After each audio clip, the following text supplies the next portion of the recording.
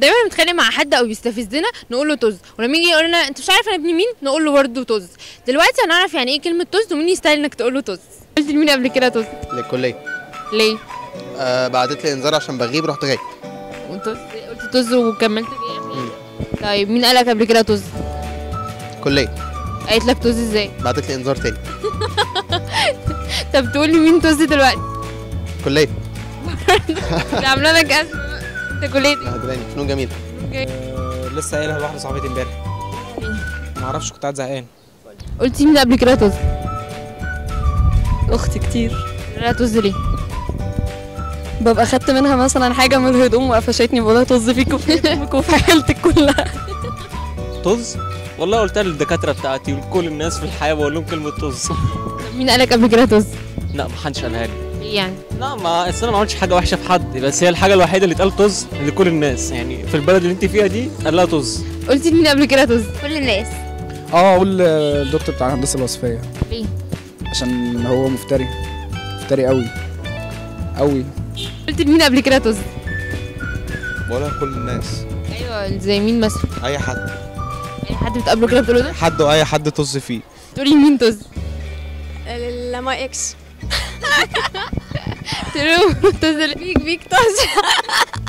تقولي مين طز؟ اقول للزمالك مرتضى منصور. ليه؟ عشان هو عامل ضجه يعني على الدوري، فاقول له طز، يعني انت فريقك عادي، يعني من غيرك الدوري هيكمل وعادي، ولو موجود برضه الاهلي. انت اهلاوي؟ اكيد طبعا. اقسم بالله اجيبك ملبوس. وانت عارف اجيبك ازاي؟ يعني اقول للدكتور بتاعي اقول له طز. الكليه دي ليه؟ عشان نفختنا. تقولي مين طز دلوقتي؟ الكلية. ليه؟ عشان خلاص الواحد جاب اخره يعني. انا عمري ما بقول عيب لازم نحب بعض يا جماعه، حبوا بعض ما تقولوش طز. حد قال لك طز قبل كده؟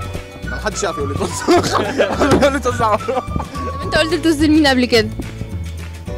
دنيا كتير. انت عادي تقول طز لكن هم لا عيب وكده. لا بيقولوا لي انا طز عادي، بنقول لي طز كده. طز لا عيب. طز.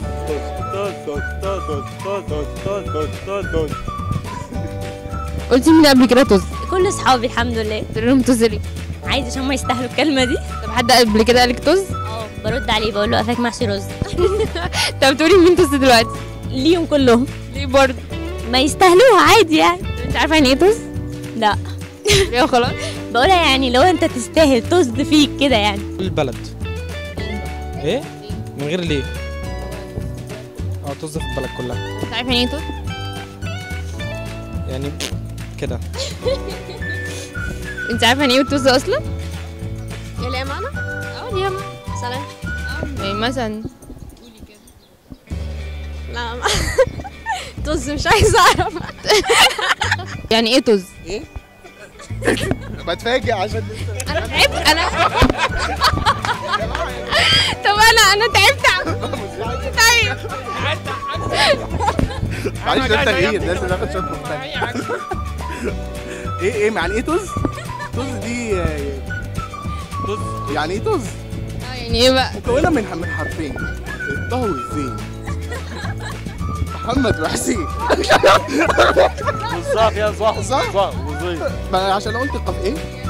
في ناس بتكتبها غلط بالظا ساعات من غير الزين. هي بالزين ولا بالظه معلش؟ عشان هم تحت قالوا لي بالزين، احنا فوق، هم في ناس تحت، اللي تحت دول قالوا اختلف برضه. بصي هو حسب، بصي انت لو طالعه فوق بتبقى الزين، ليه؟ لان فوق الكثافه بتاعت الزين اخف بكتير من كثافه الظه، اما بقى كثافه الظه فهي بتبقى تقيله فبتنزل تحت، عشان كده تحت بصي.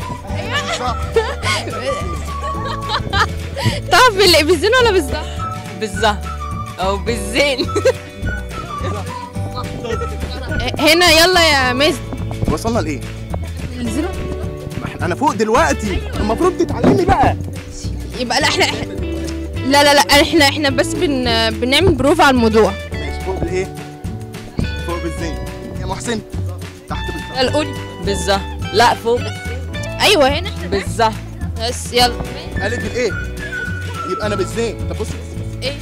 زيزة. دي معادله بقى.